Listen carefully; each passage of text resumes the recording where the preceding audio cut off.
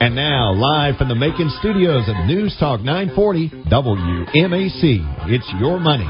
Good morning, Middle Georgia, and welcome to Your Money. We are Randy and Sherry Goss with Rosenberg Financial Group, and as financial advisors, the main thing that we do is provide retirement planning and advice and manage our clients' investment accounts. If you're looking for a financial advisor, please contact our office to set up your complimentary consultation. Our office number is 478-922-8100, and we have offices in Macon and Warner Robins for your convenience. And to find out more about us, visit our website, retirerelax.com, where you can read a number of special reports and listen to past radio show broadcasts. You can also sign up to receive our digital feeds, which provides great information on various subjects in a short video format. We also offer free seminars, so if you're a member of a church or a community group and you're looking for a guest speaker, please call us. And if you'd like to call into the show today, our number is 478-742-0940. You can also send me an email to randy@rfmoney.com if you have a topic you'd like for us to research and cover in a future broadcast. Good morning, Sherry. Good morning. How are you? I'm getting there. Getting there? You're still in a coma. At least you slept, though. I did sleep. Yeah. It felt pretty good. That's not bad. Well, we're under a heat advisory. I think the clouds might be in our favor this weekend, right. But it's supposed to be really bad in some areas. But if you're out and about, please take care of yourself and hydrate, and don't overdo it in this hot weather. Anyway, let's go into the intro and a market. We had a good call this last week with an investment firm that we follow, and here are some of the takeaways. What the news says is that artificial intelligence, there's a great fear with AI that you're going to lose your jobs, and they don't see AI replacing the entire jobs, but they see it changing the way jobs are done across all sectors, increasing productivity and efficiency. And there was a headline stating that inflation is still rising. It's showing signs of significant improvement, though. They see it moving much lower and the market normalizing. The market knows this, and so does the Fed. And the yield curve is pointing to a recession. And that's the headline. That's the headline. And they don't see the inverted yield curve pricing in a recession, as this has been artificially inverted by the Fed's decisions. And we've been here before. Right. But it's just everybody wants to be in a freak-out mode so they can attract eyeballs and clicks. Right. And an inverted yield curve does not necessarily mean 100% of the time that there is a recession or one that's going to occur.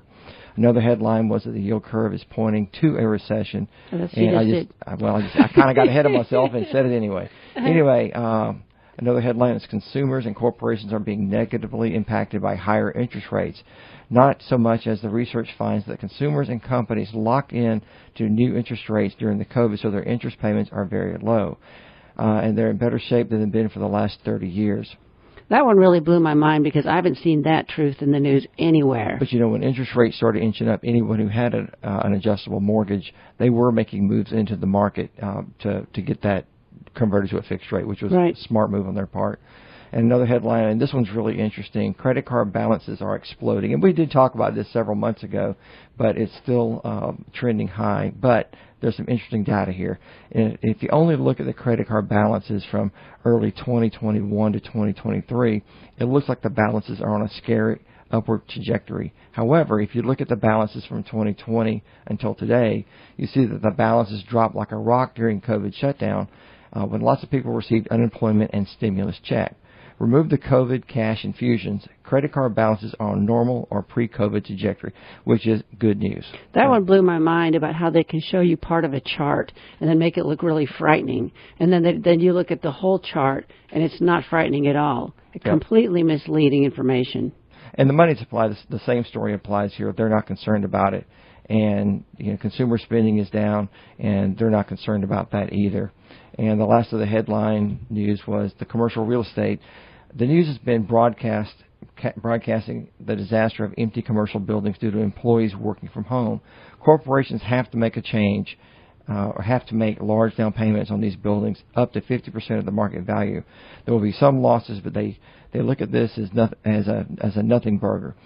We have read that a lot of these buildings are being renovated into apartments, and their bottom line is that things are better than what the general news is reporting, but we kind of feel that way as well because we see a lot of data every week, and it was just reassuring to see these big brains in this top analyst firm, feeling the same way. So it was good. Yeah, it was a very good call. It was an hour. Right. And this guy is like, it's like drinking from a fire hose.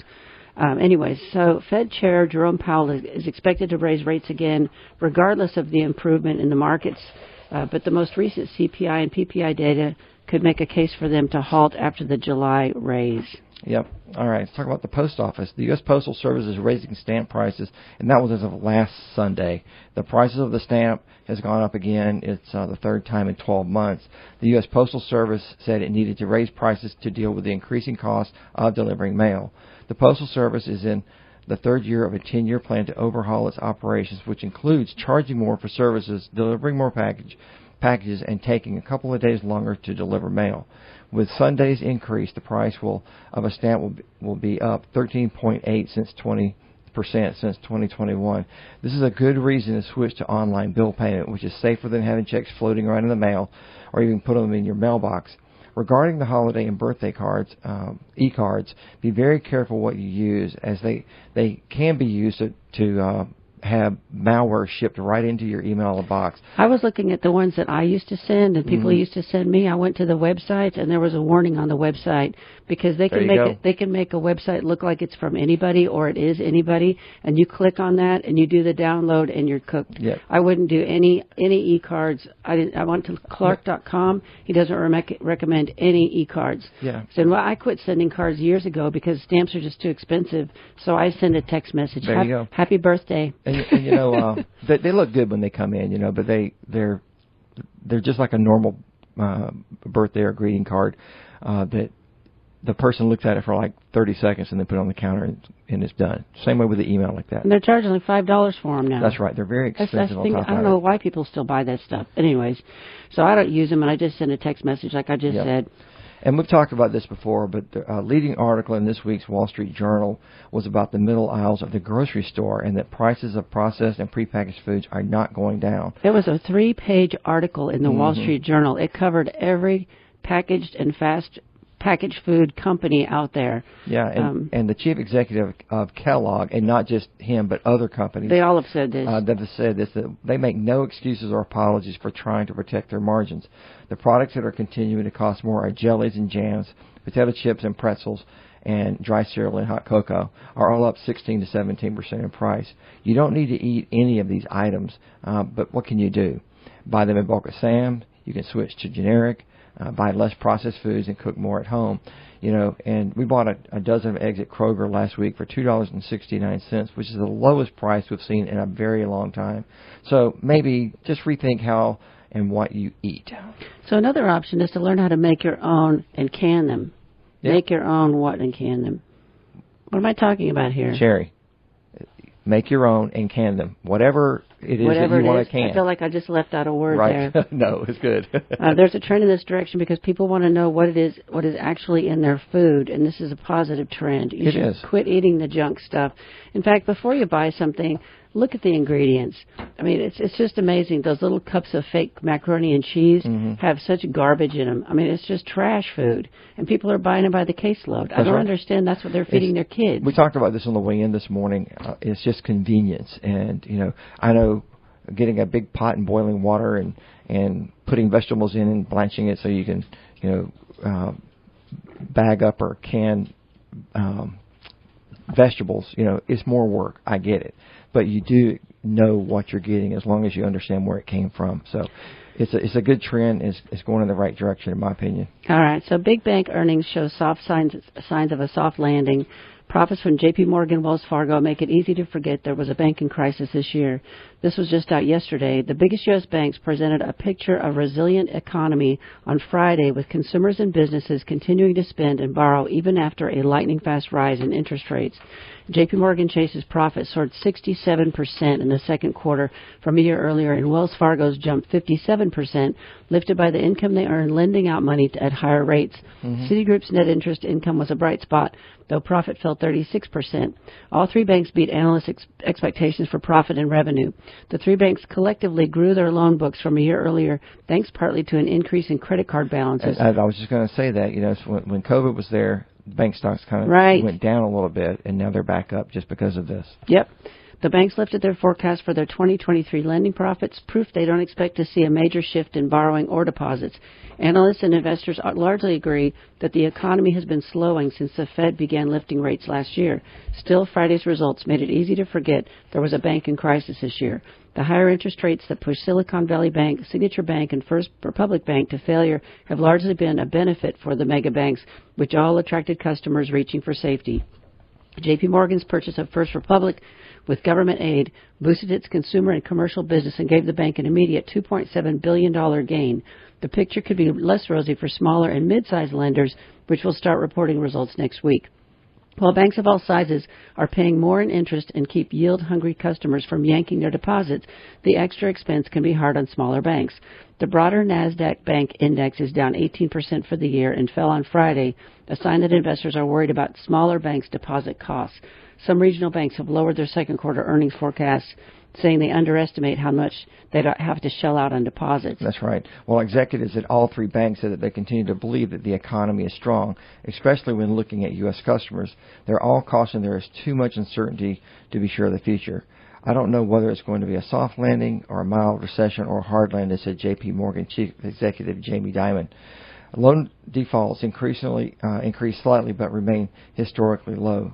The big banks set aside some money for potential future defaults, particularly in commercial real estate, but the charges weren't as large as what they took when they anticipating the steep economic declines. Bankers and regulators say that the March crisis has receded and that recent economic data has spurred hopes. The worst case economic scenario they feared won't happen. The optimism is showing up in markets, too, with investors embracing risk on trades they had avoided for much of 2022. Mega-cap tech stocks are up, with the NASDAQ Composite just wrapping up its best first half of a year since the 1980s. According to Wells Fargo CEO Charlie Scharf, he believes the U.S. economy continues to perform better than many expected, and although there will likely be continued economic slowing and uncertainty remains, it is quite possible the range of scenarios will narrow over the next few quarters. J.P. Morgan, Wells Fargo, and Citi together earned $49 billion in net interest income last quarter, up 31% from a year earlier as loans increased and they charged more for them. Customers at all three banks spent more on their credit cards, more borrowers carried over balances each month.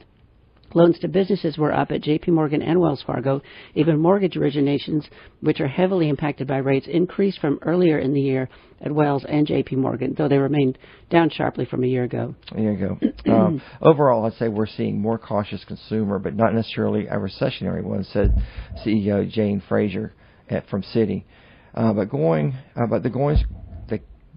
going is getting tougher even for big banks.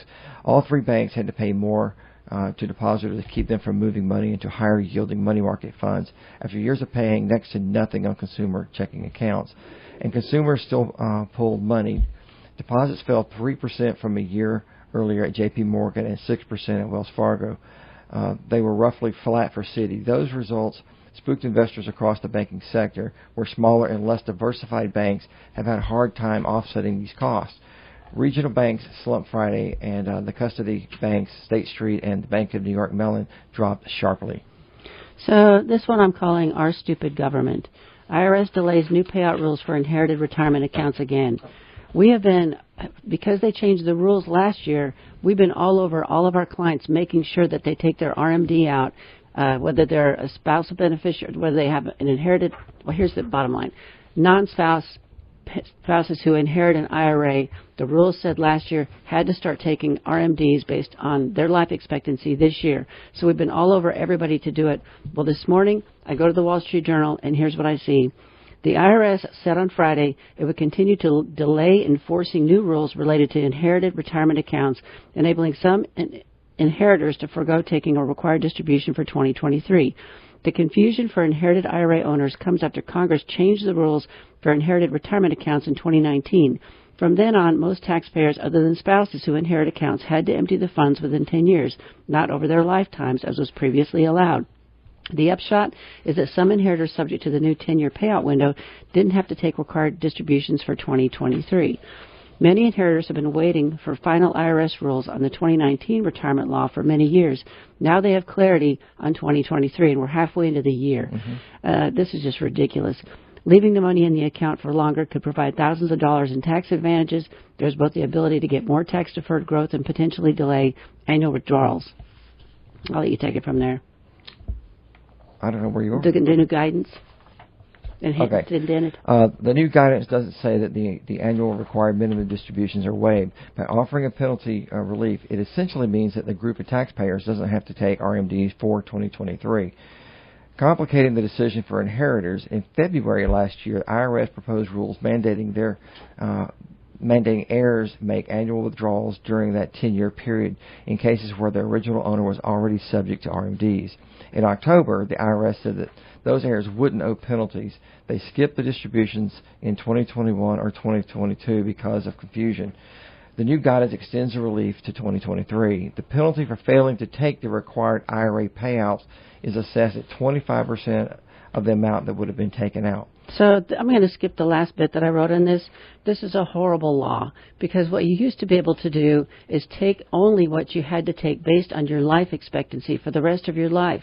So kids would inherit money from their parents. They had to take minimal RMDs. The money could continue to grow for their retirement. Now you have to liquidate the account by the 10th year and pay taxes on the whole thing. And it's all because the IRS wants to tax income. And it's just wrong. It's just horribly wrong, and it's messing over young people especially because I have 25 and 27-year-olds that inherit $250,000. They have to liquidate it in 10 years, and it throws them into a huge tax bracket that they shouldn't be in.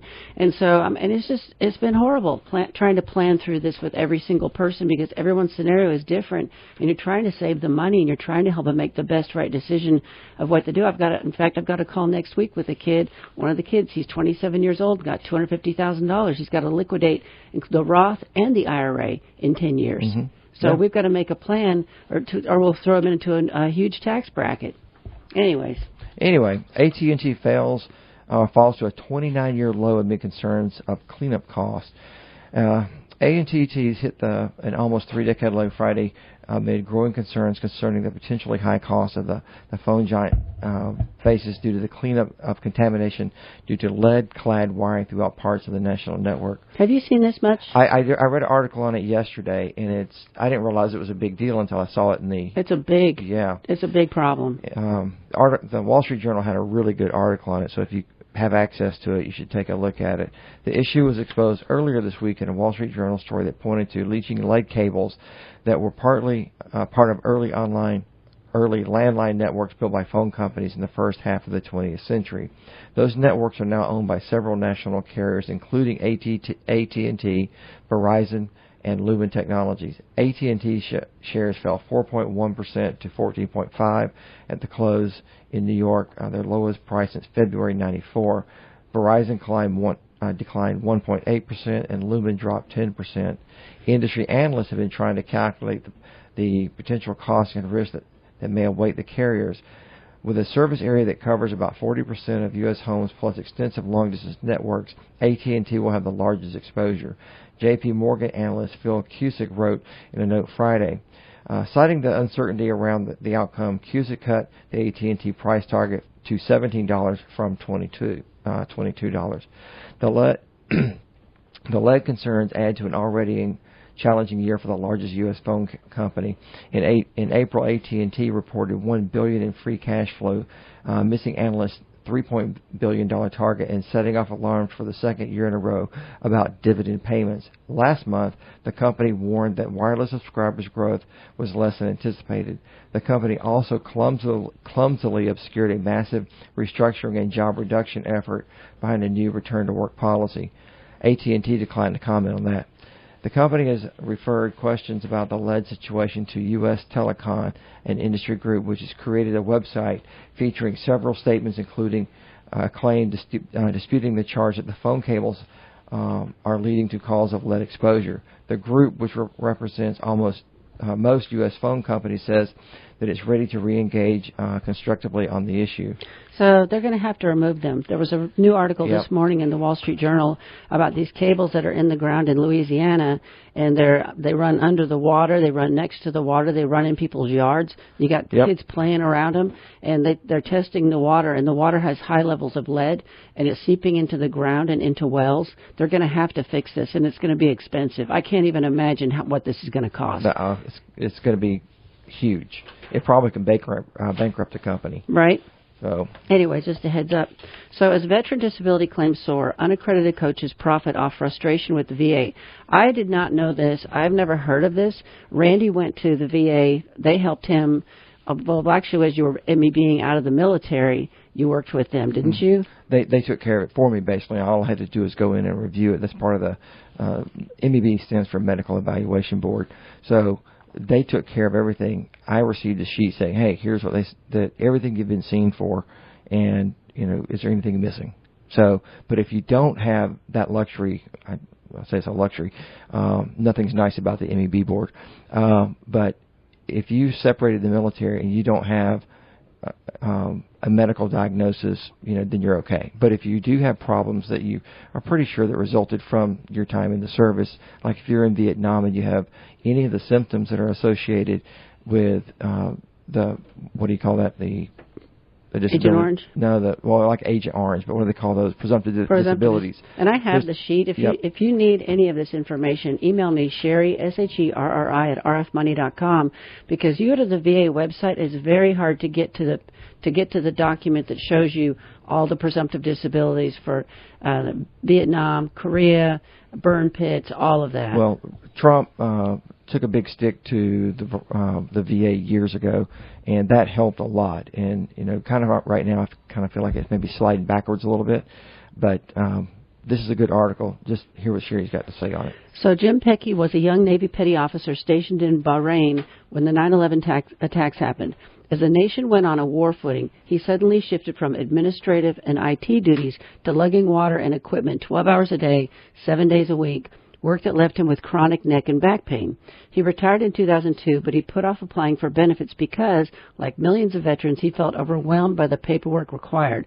See, when they MEB'd him out, they should have started it then. Mm-hmm. I don't understand this. That changed in 2020 when he watched a YouTube video in which a fellow veteran, Brian Reese, promised to help veterans navigate the benefits maze and lead happier, healthier, and wealthier lives. Jim signed on as a customer with Reese's company, Austin-based VA Claims Insider. The 44-year-old Abilene resident, who now does IT work for a defense contractor, said he was charged nearly $10,000 for up to 6 hours of coaching, some of which included watching pre-recorded online informational sessions with as many as 400 other attendees at a time. That's crazy. Although Jim did get a monthly disability check of around $1,500, he felt he was charged for information that he could have found on the Internet. To help him qualify for benefits, the company's coach pushed him to emphasize mental distress. Jim said even though what he considered that to be a backseat concern and one of the top-notch care for his chronic physical pain, nothing short of a nightmare is what he wrote in December 2021, a complaint filed with the Texas Attorney General's office in which he accused the company of slimy car sales tactics and defrauding veterans out of their benefits. Jim said he wanted to sue but could not find a lawyer to take on the case. Which I actually have a lawyer's card in my desk if anybody needs a lawyer to sue anybody in the VA. Yep, and he refused to pay the VA Claims Insider, which then hired a collection agency to pursue his debt. He says he felt so strongly about the matter that he accepted the hit to his credit score. That's unfortunate. It is unfortunate. Reese and his coaches are unaccredited, so they face no scrutiny and are free to charge what they like. Reese calls VA Claims Insider an education company. For decades, federal law penalized unaccredited actors who charge veterans for preparing, presenting, or prosecuting claims before the VA. While regulations still prohibit such behavior, all criminal penalties were removed from federal statutes in 2006, leaving the VA essentially toothless to go after bad actors. Accredited representatives, however, remain liable to be investigated and, if appropriate, disbarred when a veteran complains. Unaccredited companies multiplied during COVID-19, which shuttered VFW and Legion posts around the country and exploded following the passage of the PACT Act. So our message is, call the VA, not a contractor. You can call the Vector Center in Warner Robins. I called last week because a client needs to start applying And they're booked out until September 9th. You can also go to the VFW or American Legion in Warner Robins or Macon or whatever town you're in, or you can call the VA directly to get help with your claim. But if you believe that you have a presumptive disability that is based on where you served, you have to go do something about it. It's not going to get done for you. That's right. And I have a lot of people who they should apply for this, but they won't because of how they were treated when they came out of Vietnam. They so resent how they were just not served, and they don't believe me when I tell them that it's changed and it's better. But the service that Randy has received has been quite phenomenal, honestly. Yep. Because I went with him on a lot of the appointments, and I was shocked to see actually how good it is. So don't give up. But if you need information about presumptive disabilities, email me, Sherry@rfmoney.com, and I'll send you, and tell me which time you served and where you served, and then I'll send you the right information. Yeah, I'd like to add something to the end of that. It's if you are going to go deal with a commercial contractor, look them up on the Better Business Bureau. Do some research on your own, just Googling their name and see what comes up. That's a great way for you to get to the bottom line before you put your money out there for an independent contractor. And they have to be an accredited representative. Accredited representative. I wouldn't even go there. I would go to the VA. Well, I'm just saying. I know that you have options, but the VA would be where I went. But anyway, and we're basically at the halftime point, and you've been listening to Your Money with Randy and Sherry Goss, and we're with Rosenberg Financial Group. And if you'd like to call in today to contribute to the show, the number is 478-742-0940. Rosenberg Financial Group has offices in Macon and Warner Robins, and you can learn more about us by visiting our website, retirerelax.com.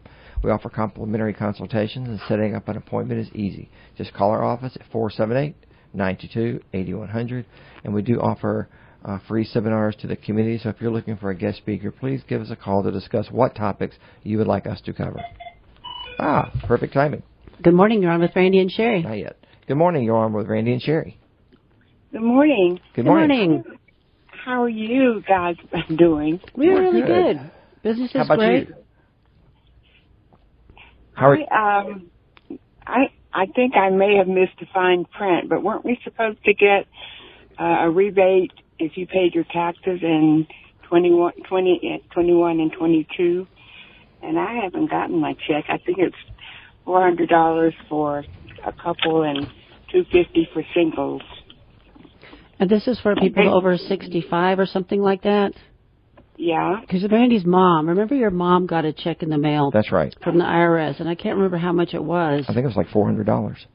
Yeah, I for can't. Couples, but it was for couples, and it was only $250, I think, for singles if you filed your taxes in 21 and 22. So you just got the rebate if you filed your taxes?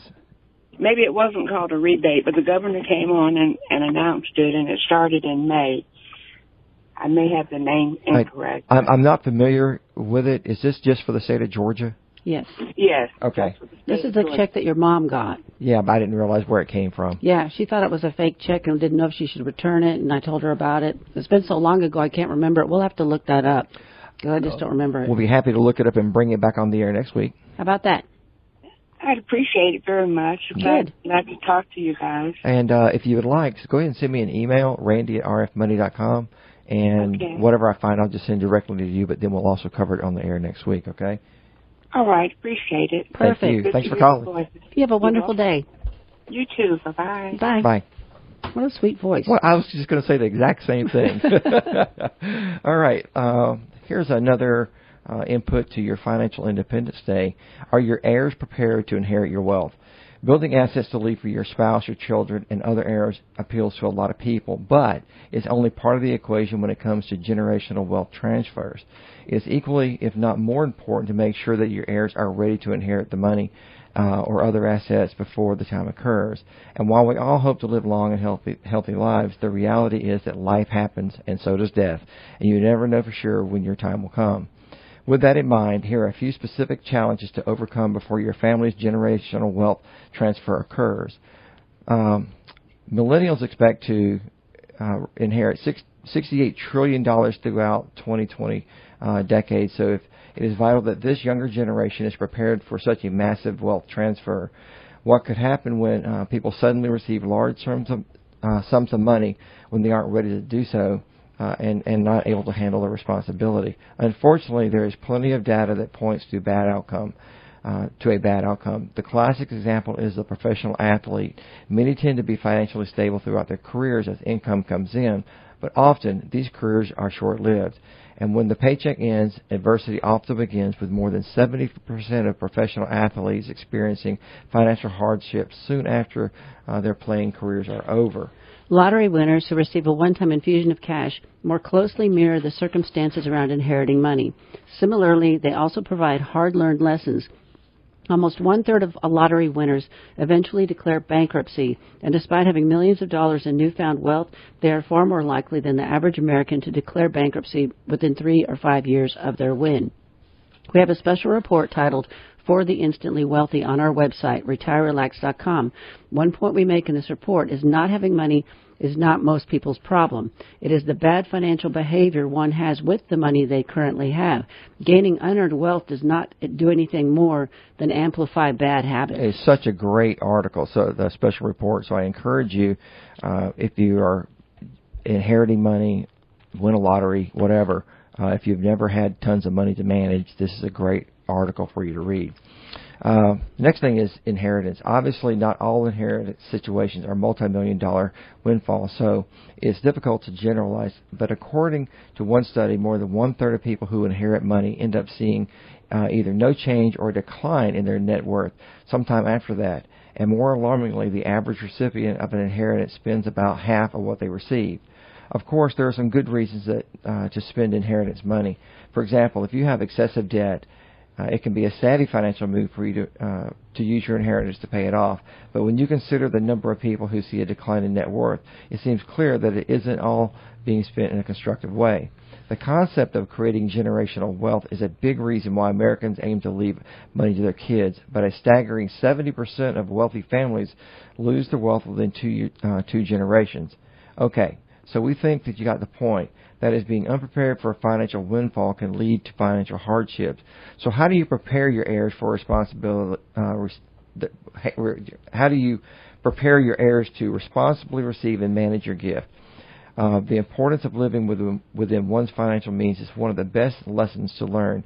So let's examine this and other readying strategies. So this is why it is so critical to work with a financial advisor who helps you through the years and who will continue to help your children invest for their future when you pass.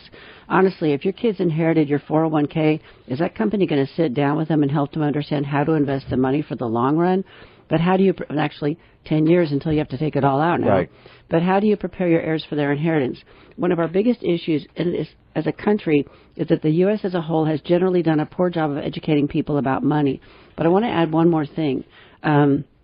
Maya may be saying it in the next paragraph. I see this, though, Sherry. People do not want to talk about money with their relatives, but it's also strange that they will talk about money with and debt issues with their friends and coworkers.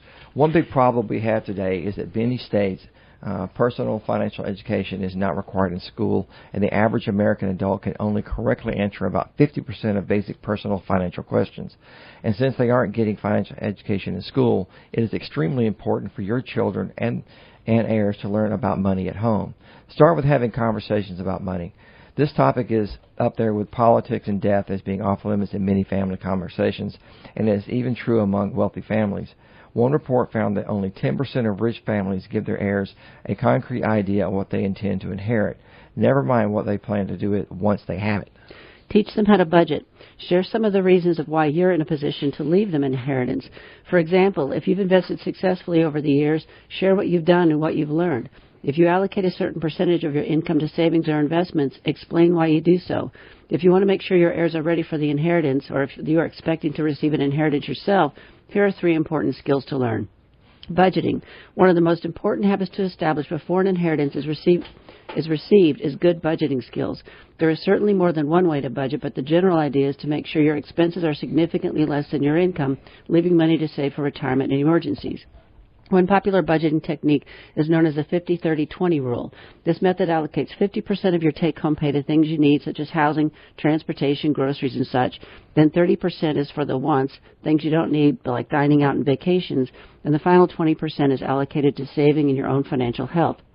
Retirement savings, college savings, and emergency savings are all in this category, and so is debt repayment. You know, why don't we change this rule to 55-25-20 and add debt repayment to the mandatory bills, placing savings in the needs column. It may not be an immediate need, but it will be one day very soon. All right, the last one here is savings. As mentioned, the average person who receives an inheritance only saves about half of it for both long and short-term savings, but we think people need to have both. We often suggest that the ideal target is to have several months' worth of savings in readily accessible emergency funds, but over half of Americans can't cover a $1,000 unexpected expense without borrowing money or selling something. In addition, more than 25% of Americans have absolutely no retirement savings, and even the average person who does not have the average person may not be saving enough to achieve the retirement to achieve financial freedom that they desire. Sorry about that. Looking at a more realistic example, let's say that your children inherit $100,000 when they're 40 years old.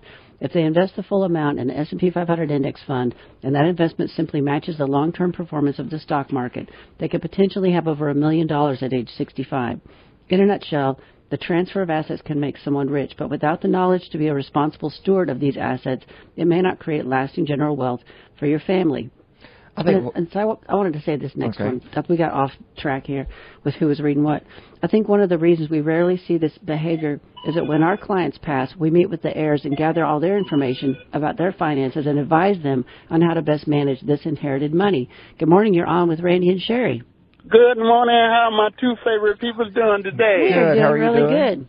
All right, this is Robin from Perry, Georgia. We have a challenge for you. That I wanted to discuss today as far as with this finances, as far as using the debit cards and our checking account.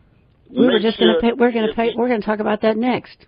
Oh, okay. Well, yeah. Let me go and get my 2 cents in, Wilford, and get on out the way there. So, but what is happening is that, and especially the younger people, they got these cash out cards and don't really understand how they operate. And these companies, they want them to get into insufficient funds so that this is how they make their money. But there's one thing which I would just only encourage them, to all of them, learn how to use a checkbook. Go and to the bank and ask for a transaction receipt book and record everything, not just one thing, but every transaction you go. If you go to Taco Bell or whatever and you spend $10, you write it down. And if you go to Walmart or whatever, write it down as to how much you receive. I'll get a receipt so that you probably won't be able to write it down as soon as you make the transaction, but you can go home late on the night with all the receipts and write it down so that you can have an accurate amount as to how much you have available. Because you can't just go by the phone or whatever you use to do the transaction. So I appreciate you all letting me in, and I'll let you go back to your program. That's a good intro because we're going to talk about it in just about a few minutes. Excellent. All right, then we'll see you. Okay, thank you. So one of the reasons we rarely see this behavior with our clients regarding spending down all the money is I sit down with them and I collect all their information, I explain what they're inheriting, and we lay out a plan based on their income, if they're going to take distributions or have to take distributions depending on the kind of account it is, and they become clients. And then we have regular meetings with them where we discuss the money and what's going on in their life and their job and their success and their family and all these things. So I've only had 2 people spend down their inheritance very quickly. And those are people that had no understanding of money, and they did it regardless of what I told them to do. The last one I just met with, he's going to be broke. He's going to be completely broke. And that's the reason we're here. And if you inherit money or win the lottery, whatever, and you sat down with us, the first thing we do is we take a look at your current streams of income. We take a look at all of your expenses, and we let you know where you're at and where it's going to lead to, if you keep on the path that you are. And then on top of it, if you have the inheritance coming in, that will help you make a very good start for your future. You have to be disciplined not to go out and spend it. This last week, I received a phone call at the office from a lady who did not want to give her name or phone number because she did not want to start receiving, phone calls at night. And I told her I understood, and we had a nice conversation about money. Turns out she is soon to inherit a lot of money and is not sure how to handle it. She was doing the right thing. She was interviewing advisors and to determine what they could or would do to assist her in her situation. And she did the absolutely perfect thing, in my opinion, contacting a firm that helps people manage their assets. She was not jumping into the self-management of these funds, because a lot of times people think, now that I've got this money, I will be better able to manage it because I've never had money before. But it's just not the fact. If you don't know how to manage money, you don't know how to manage money. It doesn't matter how much money you have. Right. Now, whether she comes over to our firm or not, that's yet to be determined. But I believe she'll be just fine based on her cautious approach. So, which is what we all need Yep. to do with the money that will see us through our senior years. That's right. Okay. So, anyway, hey, we've talked about the Savannah Port several times, and we were often curious whether we could get a tour of the place.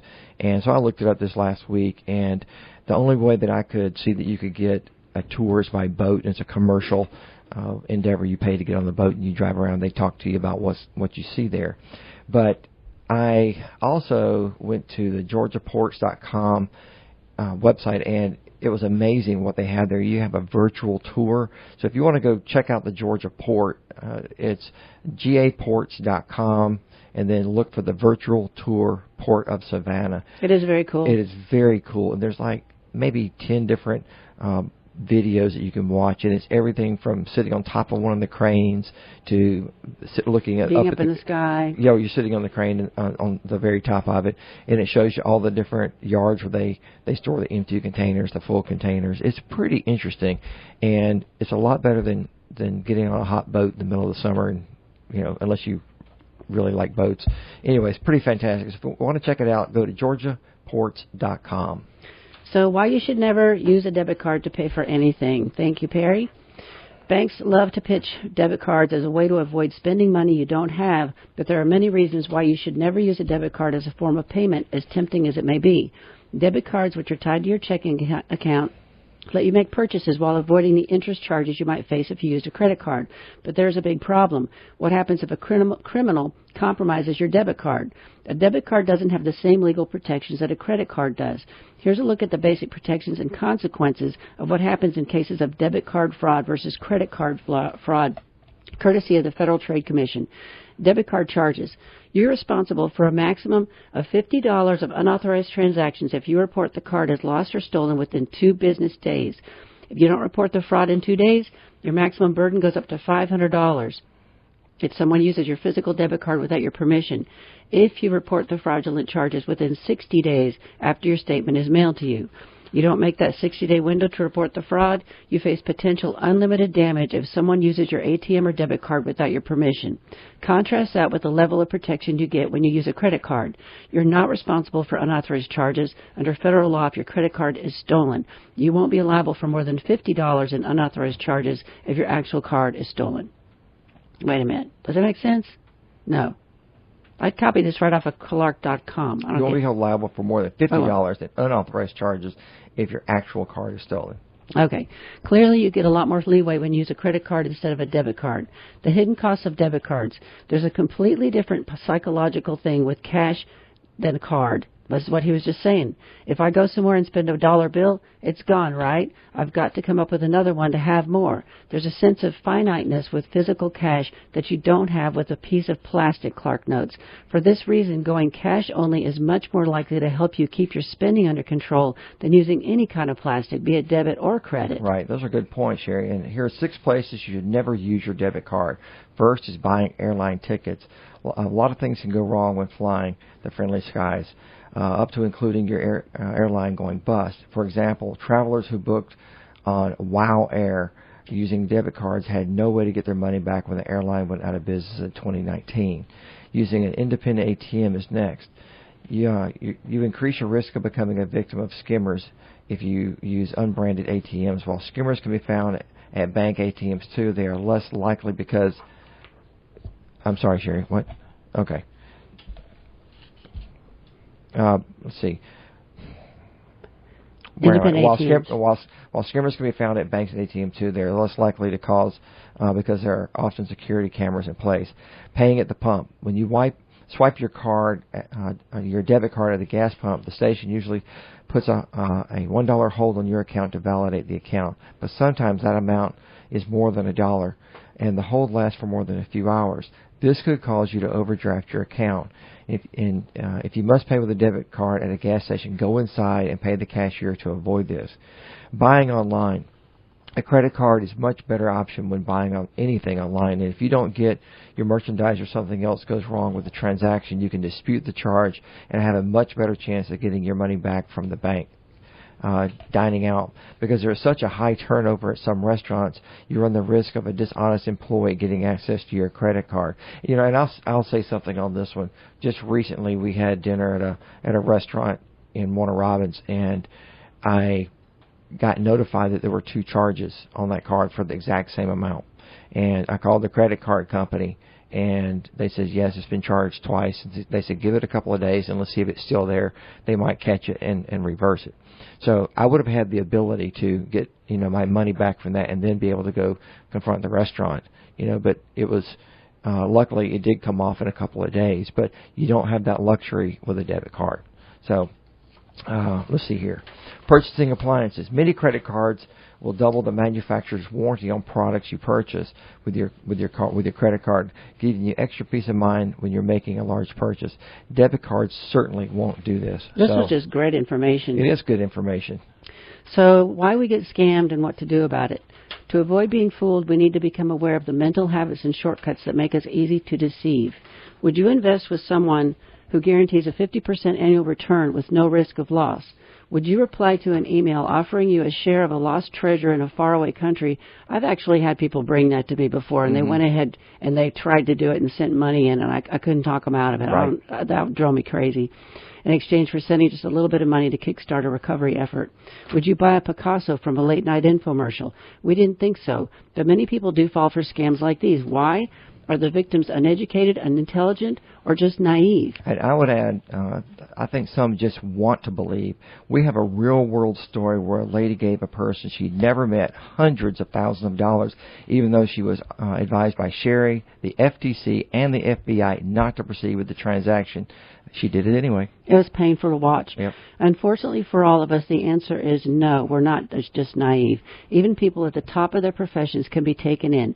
Several former cabinet secretaries were convinced to join the board of Theranos, whose founder, Elizabeth Holmes, was later convicted of criminal fraud against investors. Everyone knows not to click on dubious links in emails, but when we're busy and the fake messages resemble the legitimate ones we get every day, it's easy to be fooled. This last week, I probably had 20 that came in. Wow. It was just spam. And the crazy thing is, other people in the office were getting the exact same message. But there's ways that you can look at these and tell they're fake. One, know who you're dealing with. And two, some of these were so poorly worded and definitely English was not the primary language. So just be careful before you start clicking on stuff. And put your cursor over the sender's. That's right. If it's a web address. And see if it's even legit. That's right. If it's even what they really are. Yep. Con artists succeed by hijacking what are usually effective and efficient mental habits, turning our shortcuts into wrong turns. Some psychologists and philosophers argue that our brains have a truth bias. We automatically tag incoming information as true and must exert extra effort to remain uncertain or relabel it as false. This bias is not a bug, but a feature. If we were unremitting skeptics, questioning everything we heard or saw, major decisions would be impossible, and everyday life would be a nightmare. We couldn't get out of the supermarket without checking every price on the receipt and verifying the accuracy of the ingredients listed on every package. Truth bias turns into believing. It turns seeing into believing, so that prerequisite for any act of deception.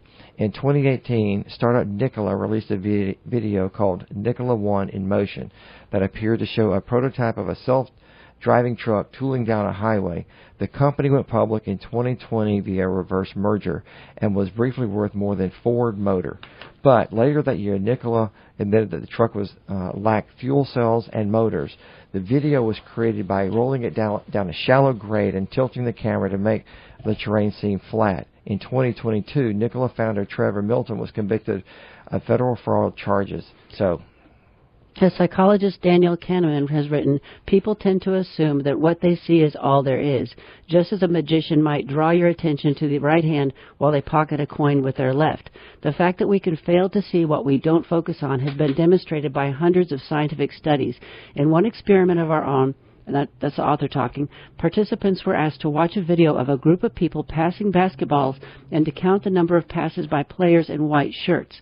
When a person in a gorilla suit saunters through the scene, many viewers completely failed to notice. This tendency to focus narrowly usually benefits us by constraining the amount of information we need to consider before making a decision. But it also means that people who want to deceive us can withhold or distract us from the most critical information and count on us not to notice. I actually saw that video years ago. Too. It was amazing. I couldn't believe I didn't see the gorilla at all. Same here. I mean, it was just nuts. And it wasn't a tiny gorilla. It was a big gorilla. No, it was a huge gorilla.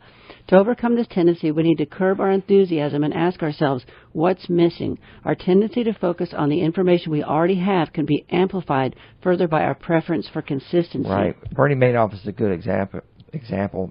He brilliantly exploited investors' taste for consistency by devising a new type of Ponzi scheme, one that didn't guarantee outlandish short-term returns, but instead provided investors smooth growth year over year with nary a down month. Our habit should be to treat the absence of noise as a warning to dig deeper, just as we are overly enticed by consistency. We tend to treat precise claims more believable than vague ones. Like our taste for consistency, our preference for precision can be exploited. Most of the scams people fall for today are not really new. They are remixes and mashups of tricks that have worked for generations. As technology advances, we will likely see increasingly sophisticated versions that target the same habits as though of thought in more potent ways. One current scam involves a caller who tells the mark that their child has been hurt or is in trouble and asks urgently for money for help. The time pressure and fear rev up the victim's truth bias and undermine their usual suspicion about requests for money.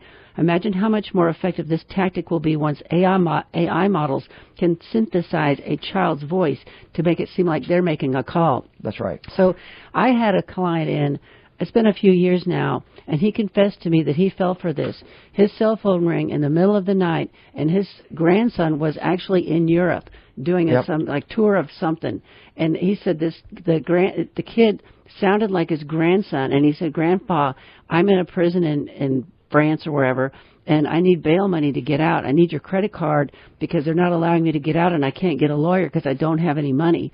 And so instead of stopping and going, well, tell me your Social Security number or when's your birth date, or it just shocked him to the point. Well, what happens is the scammers like to call in the middle of the night so they can catch you off balance, basically. Off your game. Yep. He wasn't thinking. He went to the kitchen, got his wallet, took his credit card out, gave out the credit card number, and got totally ripped off. Yep. And there's no recourse because it was done in Europe, I believe. I can't remember that part. But this is extremely common.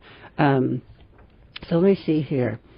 Yeah, and the AI, adding the AI to the mix is a frightening concept because of the ability to look at sound like a person. Anticipating these dangers can help us take precautions before we receive. For instance, by establishing a family passphrase to ensure that you're talking to the person you think you are. That's a good idea. Yeah, like seersucker. There are scams out there waiting for each of us, no matter how sophisticated we think we are. Rather than "it can't happen to me," your mantra should be accept less, check more. So here's a one that we had in our office a few years ago, and I just had a client tell me that she received the same thing.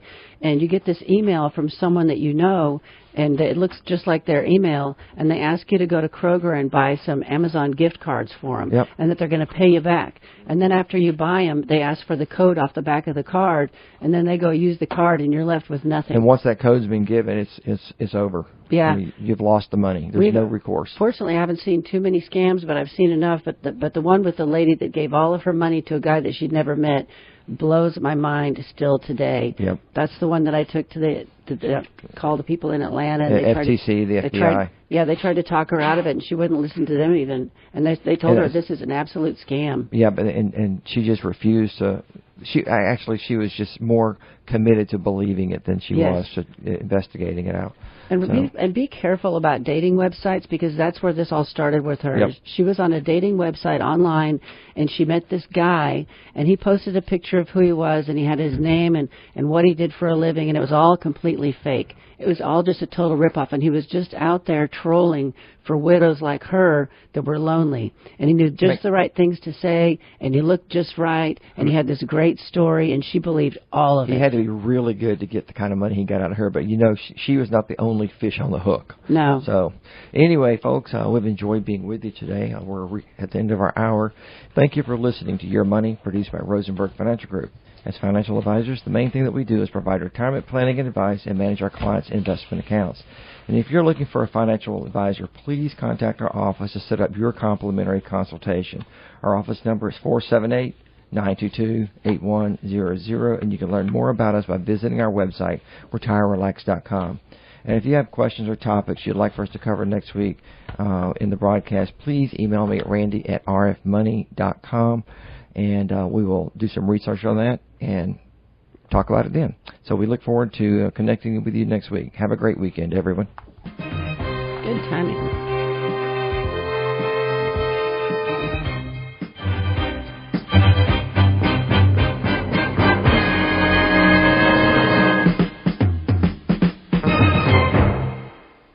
Securities and investment advisory services offered through Royal Alliance Associates Incorporated. Member FINRA SIPC. Royal Alliance Associates Incorporated is separately owned, and other entities and or marketing names, products, or services referenced here are independent of Royal Alliance Associates Incorporated. The views expressed are not necessarily the opinion of Royal Alliance Associates Incorporated. Investing is subject to risk, including loss of principal invested. No strategy can assure a profit against loss. Rosenberg Financial Group is located at 2517 Moody Road, Warner Robins, Georgia 31088, and can be reached at 478-922-8100.